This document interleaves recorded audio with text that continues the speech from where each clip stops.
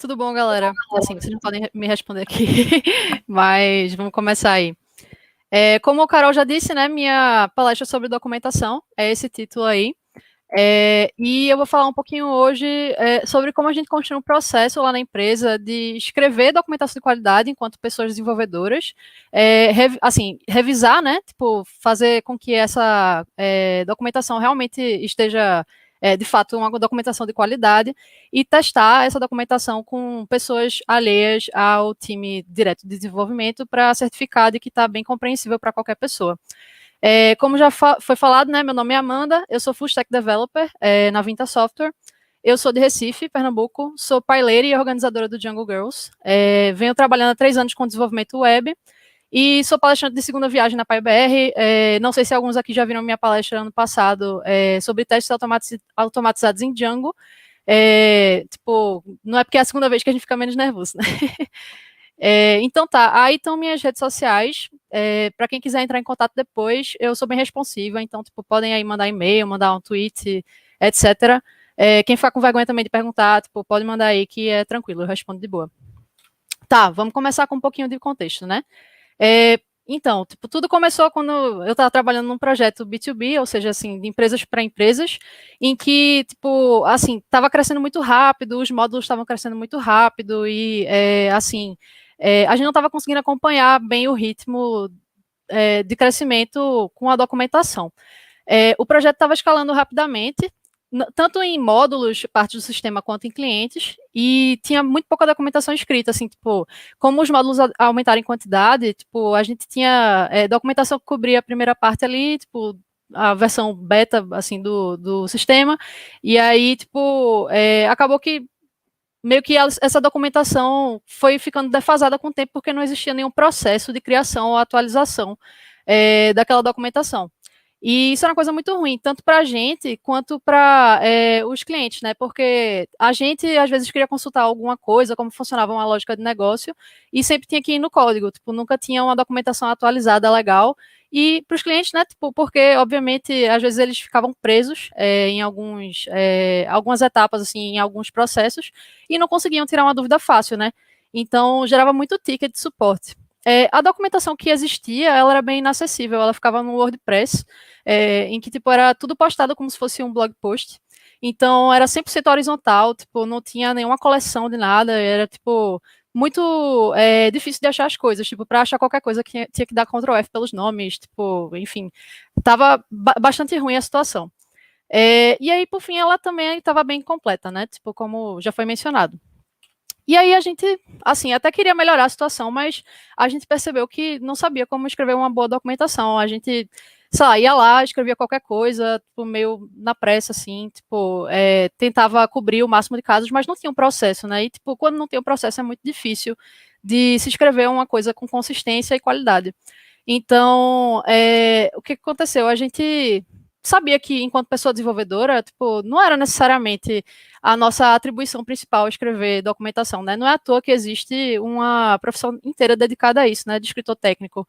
É uma atribuição, tipo assim, escrever documentação é uma atribuição que é bastante subestimada, tipo, todo mundo acha que é fácil, que é, tipo, só ir lá escrever, mas não é bem assim. Tipo, você escrever uma documentação de qualidade é uma coisa que exige bastante cuidado, bastante técnica para você fazer.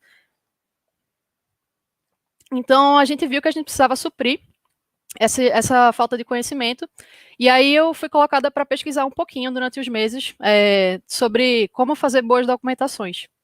E aí, nisso, eu pesquisei sobre algumas boas práticas de documentação.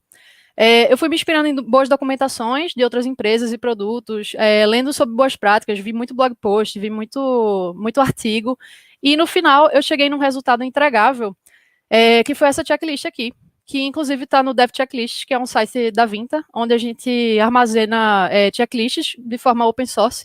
Então, qualquer pessoa pode contribuir lá com a checklist. Tem checklist de tudo, checklist de tipo project management, tem checklist de desenvolvimento, tem checklist de tudo, basicamente. E aí, tipo, a gente colocou essa minha checklist lá para tipo, a gente usar para referência interna e também para ter disponível. Quem quiser dar uma acessada, tá aí o código QR e também tem o Bitly para vocês chegarem lá. E aí, tipo, essa checklist, que é mais, tipo, umas guidelines, visto que não são exatamente coisas para checar, elas ajudaram a gente a, tipo, começar a construir uma documentação mais legal. E aí ela envolvia coisas tipo estrutura, tipo, apesar de não ser bem o meu foco, é, boas práticas, dicas e outras coisas. Quem quiser dar uma olhada, tem várias fontes lá no final também, tipo, para vocês darem uma pesquisada. E aí, tipo, eu gostaria de resumir essa checklist para começar a palestra. A primeira é pense na estrutura. A estrutura é, tipo, uma das partes mais importantes quando você vai escrever documentação.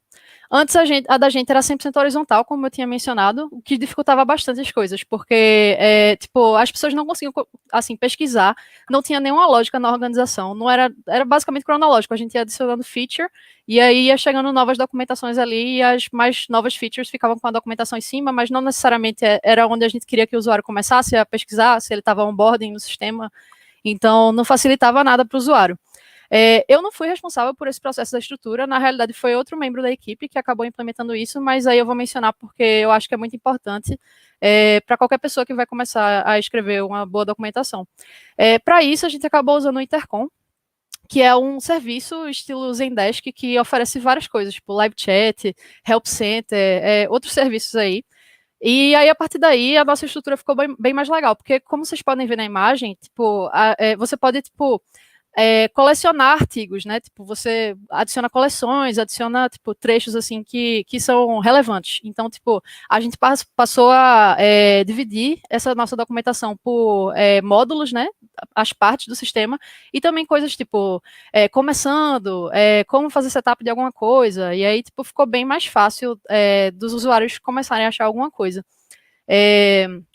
A segunda dica é se inspire em boas documentações, como eu falei anteriormente, né? A primeira coisa que eu fiz nessa minha pesquisa foi, tipo, procurar boas documentações e aprender como os grandes faziam. Então, eu vi muita coisa, assim, de produto bem estabelecido e que tinha pessoas dedicadas a escrever essa documentação. E tem muita coisa por aí que você pode se inspirar, sabe? É bastante bom para quem está começando. Alguns exemplos que eu, inclusive, coloco lá na checklist são o Skype, o Asana e o Todoist. Por exemplo, o do Skype é uma documentação bem dividida e com bastante ícone significativo. O do Asana é uma documentação que ela cobre desde o básico até o mais avançado. E, tipo, quem já usou o Asana sabe que é bem intuitivo, né? Tipo, não é muito complicado de você começar a usar. Mas, ainda assim, o Asana pensa nesses usuários que precisam da documentação mais básica. E terceiro, o Todoist, que é uma documentação mais em forma de artigo, mas que, assim, ensina como você começa a usar o Todoist no seu dia a dia. Então, são documentações com teores bem diferentes, mas que todas são muito bem feitas e que dá para você tirar uma inspiração daí. Terceira, seja uma pessoa objetiva. E aí, tipo, é bem importante porque os usuários, eles, no final, eles querem achar a informação de forma fácil e não ter que pensar. Se você está fazendo um negócio que é complicado de achar, o usuário pode até ficar frustrado e fechar sua documentação. Então, isso pode gerar até coisas piores para você, tipo, a pessoa não acha na documentação facilmente, então ela já gera um ticket de suporte, já ocupa uma pessoa que você tem ali responsável por responder coisas mais importantes, sabe? Então, confusão nunca deveria gerar suporte. Tipo, deveria, assim, as coisas deveriam ser resolvidas de uma maneira mais assíncrona. Então, é legal que você saiba escrever objetivamente. Mesmo você tendo uma documentação, documentação completa, você pode acabar, assim, tendo gente saindo e gerando ticket, né? E aí, pegando um pouco do gancho passado de objetividade, sempre pense na formatação. Porque a formatação sempre contribui para uma documentação objetiva. A informação ela tem que ser fácil de ser visualizada, não pode ser um negócio assim que canse a pessoa, né? E aí eu vou mostrar um exemplo bem escrachado no próximo slide, que é essa documentação fake aí que eu criei para a timeline do Twitter. Tipo, obviamente é uma caricatura, vai ser raro você achar um bloco de texto assim, principalmente em empresas que já estão, enfim, vendendo seus produtos out there, né? Tipo, essas coisas. Mas assim, é um exemplo de uma documentação escrita de forma maciça e desorganizada. Você tem todas as informações aí, olha. Estou explicando a timeline, como é que eu curto um tweet, como é que eu vejo meus tweets curtidos, o que acontece se minha conta for privada, o que acontece se minha conta for pública, o que acontece no retweet. Não é agradável, né? Não dá nem vontade de você chegar no final lendo isso aí. Então, olha só como muda, né? A mesma informação formatada de uma forma mais agradável e mais objetiva. Você olha e de cara você já consegue encontrar a informação que você precisa. Você já sabe onde você vai quando você precisa ver like em tweets, onde você precisa ir quando você precisa ver seus tweets curtidos e para retweetar, né? Então, cada parágrafo ele é granularizado e é objetivo. Você consegue encontrar facilmente as coisas. Tá. Aí essa quinta dica é uma coisa que parece meio besta, mas, tipo, liste todos os comportamentos e edge cases da sua feature quando você estiver construindo sua documentação. Isso aí eu não uso somente para documentação, isso aí eu uso para tudo. Quando eu vou fazer trabalho da faculdade, quando eu vou, assim, planejar alguma coisa, escrever um documento, é muito legal você estruturar seu pensamento e ir destrinchando a partir daí. Porque vai ajudar você a se certificar que você não está se esquecendo de nada. E a questão é que quando a gente desenvolve uma feature, muitas vezes a gente tem efeitos colaterais sabidos, né? Obviamente. Às vezes alguns não sabidos. Mas assim, a gente não quer que o usuário não tenha noção do que ele está fazendo. Então, se a gente deixa um efeito colateral assim, não mencionado, você pode causar um dano muito grande, um dano colateral grande, né? Então, é importante, no processo de escrita, você listar todos os comportamentos. Tá, aí sexto. Certifique-se de explicar coisas relevantes de maneira exaustiva e nunca pressuponha que seu usuário já sabe. Você, como pessoa desenvolvedora, é tendenciosa. E aí a gente pode tomar como exemplo o caso do Asana, né, que é um software bem intuitivo. A maior parte das pessoas nunca vai ter nenhum problema usando o mais básico. Tipo, assim, raramente eu tive que olhar a documentação do Asana só quando eu queria fazer uma coisa mais avançada. Mas ainda assim, você tem uma noção de quem é seu público-alvo, mas você nunca pode se assegurar 100% de quem está lendo. Tipo, pode ser uma pessoa com qualquer, assim, histórico possível. Tipo, pode ser uma criança, pode ser uma pessoa idosa. Então, tipo, é legal você cobrir tudo que envolve o funcionamento do seu sistema, porque muitas vezes você pode estar superestimando o que aquela pessoa sabe. Perfis variam muito, né? E as pessoas podem precisar de um suporte mais básico. E, por fim, né, a questão da pessoa desenvolvedora tendenciosa, às vezes uma ação ou um resultado pode parecer muito óbvio para você, mas ser complexo para quem lê. Então, desculpa, para quem usa. Então, assim, às vezes nem é tão fácil, mas a gente acaba subestimando, achando que é besteira, porque a gente já teve muito contato com aquilo e para a gente é óbvio como aquilo funciona. Aí, sétimo, reflita sobre a linguagem usada. Seja técnico quando precisar, mas entenda seu público-alvo. E aí eu queria trazer a diferença do público de uma documentação de API versus uma feature comum. Tipo, você não vai falar de uma forma muito não técnica com uma pessoa desenvolvedora que está ali usando sua API. Desculpa. Então, tipo, você vai querer, assim, ser assim, falar de forma técnica, porque aquela pessoa vai entender de forma técnica e ela vai ter perguntas técnicas sobre aquilo. O mesmo você pode ver com features de back-office, que só admins têm acesso, versus features de usuários regulares. Tipo, às vezes os usuários regulares nem sabem que uma certa parte do sistema existe. Então, você não tem que mencionar aquilo na parte dele. Você faz uma documentação específica para esse usuário admin, entendeu? Aí, oitavo. Tenha cuidado para não deixar a linguagem de back-office escapar sem querer. É bem óbvio, ninguém vai fazer isso de propósito, mas é bom lembrar, né? Tipo, às vezes a gente tem um model que a gente não trocou o nome no back-end, e aí, tipo, na UI a gente trocou faz um tempo, mas, tipo, sempre o time de desenvolvimento vai ficar, não, porque model tal. Aí, isso é um vício de linguagem que pode escapar sem querer e a gente não quer que isso aconteça. É uma coisa mais para ficar ligado, mas não é muito preocupante.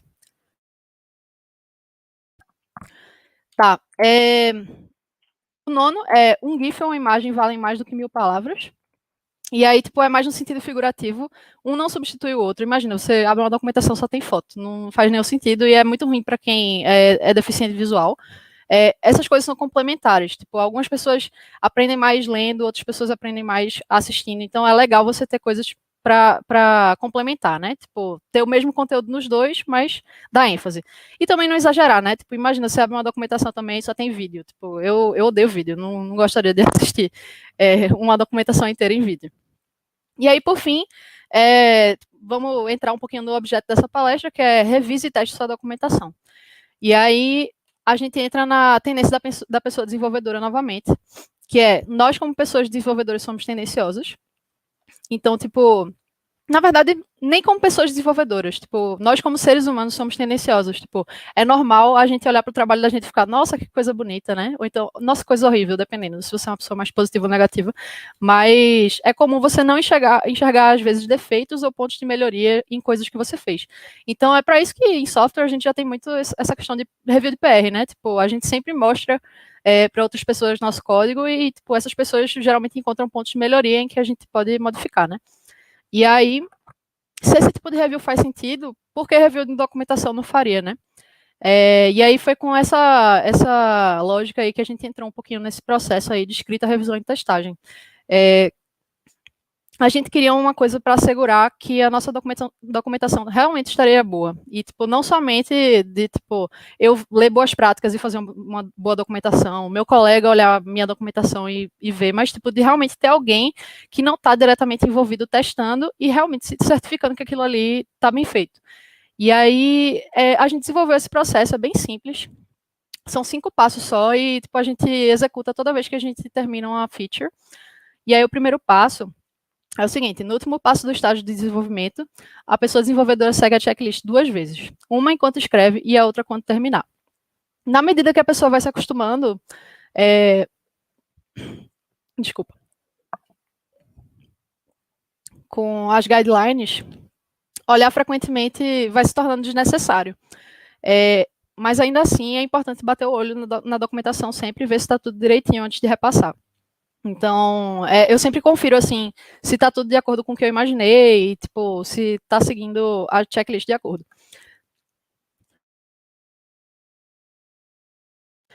Aí, segundo, após isso, a pessoa desenvolvedora repassa essa documentação para um colega revisar, de preferência outra pessoa desenvolvedora ou designer, e essa pessoa deverá revisar a documentação de acordo com o padrão dessa mesma checklist. E aí é legal pegar uma pessoa que é do seu time, mas não necessariamente teve um envolvimento direto com aquela feature. Pegar, tipo, um colega, assim, que, tipo, não mexeu com aquilo, é mais legal, porque quem já revisou algum PR daquilo, ou já mexeu de alguma forma, vai ter já a tendência, sabe? Tipo, vai olhar para aquilo e vai ficar, eu já sei, porque isso funciona assim. Então, essa pessoa tem que revisar de acordo com aquela checklist, e aí a ideia disso é eliminar as pressuposições e tendências, né? Terceiro, se a documentação estiver de acordo com o padrão, a pessoa desenvolvedora segue para o próximo passo, se não, deverá efetuar as correções. É bem simples aí. Aí, quarto, a pessoa desenvolvedora conduz o processo de testagem de documentação com pessoas de outros times. E isso aí é muito relativo, né? Tipo, tem empresa que não necessariamente funciona na lógica da gente. Tipo, no caso da gente funciona, a gente tem outros times para testar. Mas aí, tipo, pode ser também uma pessoa de outro setor, pode ser, tipo, alguém contratado de fora. Tem várias opções para executar isso, mas é legal que seja uma pessoa que não esteja diretamente naquele projeto. E aí, essa documentação vai ser repassada para a pessoa que vai testar e, tipo, a pessoa desenvolvedora não vai interferir durante esse processo. Mas aí tem um detalhe, assim, tipo, não é também para pegar a pessoa e jogar ela sem nenhum contexto no seu sistema, porque isso, obviamente, vai influenciar no seu feedback. Então, é importante, antes de você repassar essa documentação, dar um contexto geral, dar uma guiada, assim, da pessoa pelo sistema, e aí apresenta o que ela precisa saber, basicamente, para ela entender essa adição da feature ou modificação de documentação. Então, assim, é bem legal, inclusive nesse momento, você, tipo, se a pessoa estiver compartilhando a tela, observar o que é que ela está fazendo, porque às vezes as pessoas têm gargalos enquanto vão executando certas features e elas não botam no feedback isso. Você percebe, tipo, a pessoa demorou para clicar aqui nesse botão, a pessoa não percebeu que tinha aquele campo a ser preenchido, e no final ela acaba preenchendo e nem menciona no feedback. Aí tá, tipo, às vezes problemas de UX que podem ser repassados para a sua equipe de design, e, assim, resolvidos, assim, de uma forma, antes de chegar no usuário final, né? Porque, enfim, vocês entenderam. Tá. E aí, no contexto remoto, tem várias ferramentas que podem ajudar nesse processo. Eu já usei algumas dessas, tipo, TeamViewer mesmo, que é meio que, tipo, um programa que abre um host no seu computador para a pessoa entrar nele, né? Tipo, cuidado com isso, galera. Mas, assim, assim, ajuda, né? Tipo, se você tá com uma feature local e você não quer abrir um ngrok, tipo, a pessoa vai mexendo no seu próprio PC e você vai olhando aí o que ela vai fazendo. O ngrok, se você não quiser usar o TeamViewer, aí tipo, expõe uma porta sua do seu computador para fora e aí a pessoa acessa teu ambiente local por meio do ngrok, ou então o Discord também, que inclusive a Python Brasil está usando, a gente usa bastante lá na empresa, tipo, assim, é muito legal para você compartilhar a tela, mostrar, tipo, ó, tô fazendo isso aqui, olha a documentação naquele, sabe? Então, são ferramentas que ajudam bastante nesse contexto. E aí, por fim, o quinto passo, né, como coletar o feedback. E aí a gente resolveu fazer um negócio bem simples. Basicamente são 4 questões. Primeiro, de 0 a 10, indique o quanto a documentação te ajudou a executar as ações necessárias para o uso da feature. 2, em que pontos você encontrou dificuldades. 3, que pontos da documentação você considera bons. E 4, comentários adicionais. Então, não cansa a pessoa que está revisando, né? Tipo, e assim, provém um feedback legal que dá para a gente trabalhar em cima. E aí, esse processo não vem rodando há muito tempo, mas até agora a gente teve resultados preliminares bem legais.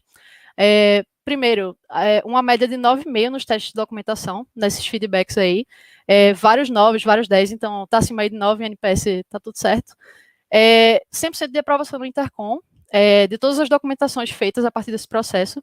Não é muito expressivo, porque raramente as pessoas votam no Intercom, mas é bem legal ver que ninguém ficou insatisfeito ainda com nossas documentações.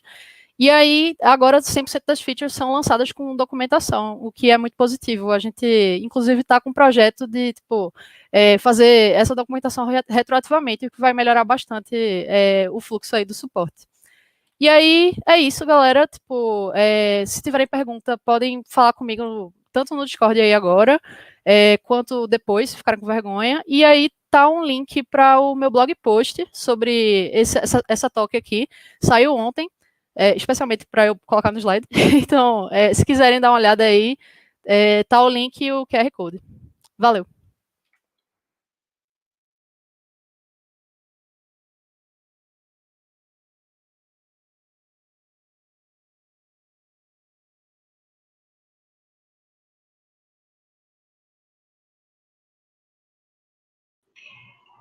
Amanda, muito obrigada.